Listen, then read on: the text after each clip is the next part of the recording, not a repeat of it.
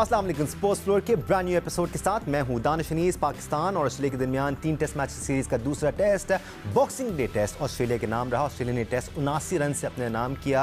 इस test match में भी पाकिस्तान के लिए कुछ पॉजिटिव नज़र आए, कुछ ऐसे पॉइंट्स नज़र आए जिस पर एनालिसिस बनता है, लेकिन पाकिस्तान के जो बैटिंग मसाइल हैं वो हिस्टोरिकल हैं, एक अरसे से चलते आ रहे हैं। कई बार ऐसा हुआ कि पाकिस्तानी टीम मुख्तलिफ अदवार में जीत के दहाने पर आई ऑस्ट्रेलिया में, लेकिन वो विक्ट्री लाइन क्रॉस नहीं कर पाई। इस बार इस टेस्ट में क्या अवामिल रहे जिसकी वजह से पाकिस्तान ये टेस्ट हार गई, या इसी पर बात करेंगे। एक्सपर्ट ओपिनियन के लिए हमारे साथ मौजूद हैं टेस्ट क्रिकेटर सिकंदर बख्त और साथ साथ टेस्ट क्रिकेटर अब्दुल रज़ाक ने भी हमें ज्वाइन किया हुआ है।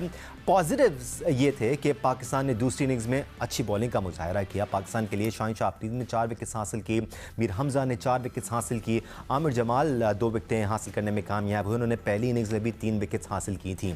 सो आमिर जमाल के लिए अब तक ये सीरीज़ खासी अच्छी रही है। पहले टेस्ट मैच में उन्होंने 6 विकेट्स भी हासिल की थी, और दूसरे टेस्ट की बात करें तो इन्होंने पाकिस्तान के लिए इनफैक्ट पहली इनिंग्स में 33 रन भी बनाए थे।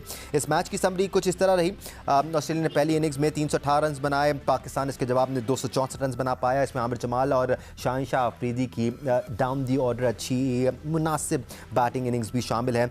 दूसरी इनिंग्स में ऑस्ट्रेलिया को पाकिस्तान ने 262 रन पे ही डेट किया। ये वो इनिंग्स थी जिसमें पाकिस्तानी बॉलर्स खासे बेहतर नज़र आए और सिचुएशन को और कंडीशंस को बेहतरीन अंदाज में यूटिलाइज़ करते नज़र आए। जवाब में पाकिस्तान की जब बैटिंग की बारी आई तो सिर्फ शान मसूद और सलमान अली आगा ही पाकिस्तान के लिए मुनासिब इनिंग्स खेल पाए। हम मुनासिब का वर्ड इसलिए इस्तेमाल कर रहे हैं बिकॉज गो के शान मसूद ने 60 रन बनाए, सलमान अली आगा ने 50 रन बनाए, लेकिन पाकिस्तान को विक्ट्री लाइन के पार नहीं लगा सके। पाकिस्तान के लिए एक बार फिर टॉप ऑर्डर से लेके 5वें नंबर तक एवरेज इनिंग्स देखने को मिली।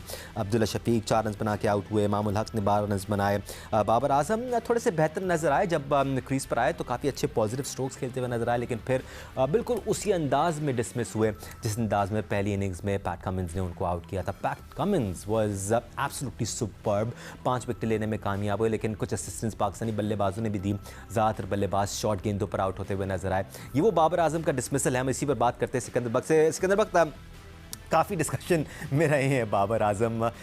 2023 उनके लिए कोई अच्छा साल रहा नहीं है, लेकिन ये कोई अनहोनी बात नहीं है सिकंदर। दुनिया के बड़े बड़े प्लेयर्स हमने देखे हैं जिन पर एक ऑफ पीरियड आता है। बाबर की बात करें तो वो एक ट्रांजिशन फेज़ में भी हैं अभी।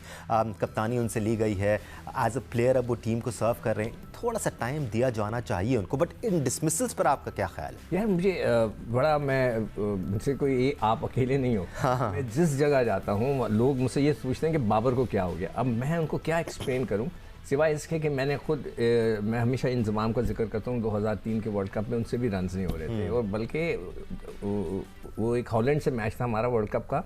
एक स्पिनर ने आके ऐसी गेंद की इंतज़ाम ने रोका, गेंद पड़ी और रोल होकर टंग करके लग गई। वो मतलब है कि मुझसे रात को कहना कि यार ये क्या हो रहा है। तो ये बड़े बड़े प्लेयरों के साथ कभी कभार हो जाता है। कोहली का आपने अभी जिक्र किया था ना, वो कोहली को भी जब कप्तानी से हटाया था वो भी एक रफ पैच आया था। हाँ, एक रफ पैच आया था। तो मुझे यही फील आ रहा है कि मतलब एक बाबर वो प्लेयर नहीं है कि जो इतना बड़ा गेट बना दे कि गेंद देना इन स्विंगर जो भी हो या ऑफ स्पिन कह लें, जो भी अंदर आ रहा है गेंद उसमें वो गैप दे रहे हैं बल्ले और पैड के दरमियान। ये तो बेसिक्स हैं, और बाबर बहुत अच्छा शॉट्स खेलता रहा है, मगर ये साल टेस्ट क्रिकेट में उसका इतना अच्छा नहीं रहा। 41 जो उसने अभी किए हैं वो उसके हाईएस्ट हैं। 217 टोटल रन्स किए हैं 5 टेस्ट मैचेस में उसने, और वर्ल्ड कप भी उसका इतना मज़ेदार नहीं किया। तो I feel sorry for him. I hope, इसलिए ये पाकिस्तान के लिए बहुत इंपॉर्टेंट है। जैसे मैं शाहीन के लिए कह रहा था कि रिदम में आना बहुत ज़रूरी है, इसी तरह बाबर के फॉर्म में आना बहुत ज़रूरी है कि वो वापस आएँ, ताकि T20 आ रहा है, सीरीज़ है, उसके बाद T20 वर्ल्ड कप है, उससे पहले he must get back into his form, जो भी वो मिसिंग कर रहे हैं। और उसमें एक दफ़ा का मैं वाक़या ज़रूर सुनाऊंगा कि हम किसी जगह पे थे तो किसी हमारे बड़े प्लेयर के, इंग्लैंड में थे, तो बड़े प्लेयर की फॉर्म नहीं आ रही थी। वो कहता था मुझे रन्स नहीं हो रहे, तो हमारे सीनियर्स ने बोला तुम जाके अपनी काउंटी की बी टीम से खेलो, ताकि छोटों में खेलो, कॉन्फिडेंस आएगा, बल्ले पे गेंद आएगी। तो मैं यही बाबर को भी एडवाइस कर सकता हूँ, आप जाएँ खेलें, किसी जगह पे मैचेस खेलें, ताकि आपकी फॉर्म वापस आए। अब्दुल रज़ाक, आप कॉन्फिडेंस का नाम दें इसको या राइट हेड स्पेस का नाम दें, दुनिया का कोई भी ऐसा प्लेयर आपको नहीं मिलेगा जो थ्रू आउट हिज करियर बड़ा कॉन्फिडेंट नज़र आया और बिल्कुल आउट ऑफ फॉर्म नज़र ना आया। और हर किसी पर ये वक्त आता है। बाबर का शायद इस वक्त वो पीरियड चल रहा है जब आपके अंदर कॉन्फिडेंस नहीं होता तो बेसिक्स सही नहीं जारी होती, बैट और पैड में गैप भी आ जाता है, आप उस तरह शॉट्स नहीं खेल पाते जिस तरह आप खेलने के लिए रिनाउंड हैं। देखिए दानिश, ये टेक्निकल चीजें होती हैं और बाबर का भी कसूर इसमें हम ये नहीं कह सकते कि उनका ही सारा फॉल्ट है, क्योंकि वो खेले ही एशिया में है और एशिया में लो बाउंस पिचेस होती हैं, स्विंग होता नहीं है और आप बॉल पे ऊपर मैनेज कर लेते हैं, बॉल आपको फुटबॉल की तरह नजर आता है। पर ये कि जो प्लेयर वही होता है जो हर कंडीशन में मेहनत करने की कोशिश करता है और उसको जो चीज नजर आ रही है कि अगर मुझ में ये फॉल्ट है तो उसको मैं कैसे दूर कर सकता हूँ। एक टेस्ट मैच हो गया, चलो 2 इनिंग्स हो गई अगर आप कह सकते हैं, उसके बाद आप ऐसी प्रैक्टिस करो, आपके पास इतना टाइम होता है प्रैक्टिस करने का, अगर आप उसमें हार्ड वर्क करो तो डेफिनेटली आपको कामयाबी मिलती है। तो बात फिर वही है कि अगर आप कहें कि जी कि हमारे में फॉल्ट नहीं है, हम तो इसको मैनेज कर लेंगे, तो वो बड़ा मुश्किल हो जाता प्लेयर के लिए। अगर ऑस्ट्रेलिया में अगर मैं जाता हूँ तो अगर मुझे पता है कि मैं एशिया में हिटिंग करता हूँ तो ऑस्ट्रेलिया में उस तरह हिटिंग नहीं होगी, तो मुझे ऑस्ट्रेलिया के मुताबिक ही अपने आप को एडजस्ट करना पड़ेगा। तो 4 इनिंग्स हो गई हैं आपके सामने है और पाकिस्तान काफी सालों के बाद ऑस्ट्रेलिया में खेल रहे हैं, पर ये टेस्ट मैच जो था इसमें बाबर रन्स कर सकते थे, ये काफ़ी पाकिस्तान की फेवर में जा रहा था टेस्ट मैच। सिकंदर, ये बड़ी इंपॉर्टेंट बात की अब्दुल रज़ाक ने कि फॉल्ट को आइडेंटिफाई करना बड़ा ज़रूरी है, उसको एटलीस्ट एक्सेप्ट करना, तस्लीम करना ज़रूरी है ताकि आप एड्रेस कर सकें। अगर आप नज़रें बचाते रहेंगे, आप ये कहते रहेंगे कि नहीं जी सब बहुत अच्छा है और हमने बड़ा अच्छा खेला। किसकी बात कर रहे हो, बाबर की? बाबर आजम या किसी भी प्लेयर की अगर आप बात करें, कोई भी टीम हो, अगर आप आइडेंटिफाई नहीं करेंगे मिस्टेक्स को और एक्सेप्ट नहीं करेंगे, जब तक आप बेहतरी की तरफ नहीं बढ़ सकते। और दूसरा ये कि उस प्लेयर को उस पर काम करना चाहिए, उसको शर्मिंदा नहीं होना चाहिए। नहीं, और एक और चीज़ सिकंदर, कल मैं आप लोगों का प्रोग्राम भी देख रहा था और ये बात हो रही थी कि डगआउट में लड़के सो रहे हैं, इन फॉल्ट्स को भी एड्रेस होने की ज़रूरत है, लेकिन ज़रूरी नहीं है कि आप मीडिया की जीनत बनाएं इनको। आप अगर ऐसी पोजीशन पे हैं कि आप खुद चार्ज ले सकते हैं तो उस मसले को वहीं सुलझा देना चाहिए, ना कि आप उसको मीडिया में लीक करें। मैं एम वेरी सॉरी टू से, मैं क्रिकेट बोर्ड को भी बोलना चाहता हूँ कि हफीज़ जो है उनको मैनेजमेंट नहीं आती।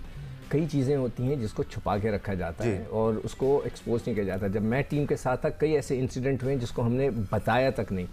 कप्तान मैनेजर ने लड़के को बुलाया, उसको बोला ये तुम्हारे पर $1000 का फाइन है या व्हाटएवर, होना भी ऐसे ही चाहिए सिकंदर। किसी को वापस भेजना हुआ, उसको टिकट पकड़ाया, उसको वापस भेज दिया। अखबारात की जीनत नहीं बनते। जब आप हारते हैं तो लोग पूछते हैं कि ये टीम जब ही हारेगी ना। आज किसी ने मुझे तंज मारा है उधर कि भाई टीम में के जब लड़के ड्रेसिंग रूम में सो रहे होंगे तो फिर टीम थोड़ी जीतेगी। अब ये किसके वजह से हुआ? हफीज़ साहब की वजह से हुआ। तो हफीज़ को ख्याल रखना चाहिए कि आप एक ऐसी पोस्ट के ऊपर हैं जहाँ पर हर चीज़ को बताया नहीं जाता। घर में भी कई ऐसे इंसिडेंट्स हो जाते हैं तो आप उसको छुपा देते हैं, पूरे मोहल्ले को नहीं बताते कि हमारे घर ये हो गया। तो ये आप ख्याल करें, इसका मजाक बन रहा है और लोग यही कह रहे हैं कि जब लड़के सोएंगे तो फिर यही हशर होगा। तो आप प्लीज़ इसको, इसलिए मैं कहता हूँ कि देखें, जब आप किसी को अपॉइंट करते हैं ना पीसीबी, वो ये देखें उसका बैकग्राउंड भी है, कभी उसने कोई काम भी किया है, कभी कोई उसने कोई ऐसी चीज़ की। Man management is very important. नहीं, और फिर इन इश्यूज़ को भी एड्रेस करना बहुत ज़्यादा ज़रूरी है कि अगर ऐसी कोई चीज़ बाहर आ भी गई है तो किसी न किसी को हफीज़ को ये समझाना होगा कि जी ये खबरें आपने बाहर नहीं निकालनी है। या तो वो और स्मार्ट बन रहे हैं, जैसे फील आ रहा है कि जैसे कि वो मैं बहुत ये कर दूंगा वो कर, नहीं, जस्ट टेक इट। करें सब कुछ करें, बट फिर अपनी हद तक रखें और चीज़ों को एड्रेस करें बड़ा खामोशी के साथ। अब्दुल रज़ाक, पाकिस्तानी बॉलर्स पे भी बात कर लेते हैं। दूसरी इनिंग्स में बड़ा तंग किया पाकिस्तानी बॉलर्स ने, कंडीशंस भी फेवर कर रही थी। आपको ऐसा लगा अब्दुल रज़ाक कि शाहीन शाह अफरीदी से ज़्यादा ओवर करा लिए गए, वो 100% नजर नहीं आ रहे, पेस उनकी कटबैक हुई भी है? क्या मीर हमजा से और ओवर कराए जा सकते थे, खासतौर पर जब उन्होंने आते ही 2 विकेटें ले ली थी? उसके बाद आपको लगा कि थोड़ा जल्दी हटा दिया गया है, थोड़ा सा मैनेज बेहतर किया जा सकता था पाकिस्तानी बॉलर्स को? दानिश, सीधी बात यह है कि इस पिच में बॉलर्स के लिए बड़ा कुछ था और आपको पता है कि 130 वाला बॉलर भी तंग कर रहा था यहाँ पे। अगर राइट एरिया पे आप हिट करें तो ये सारी कंडीशन के मुताबिक है। हर पिच आपको ऐसा नहीं मिलेगा, सिडनी में आपको ऐसा पिच नहीं मिलेगा। वहाँ पे लो बाउंस भी होता है, वहाँ पे स्पिनर भी इफेक्ट करते हैं, वहाँ पे टर्न भी मिलता है आपको।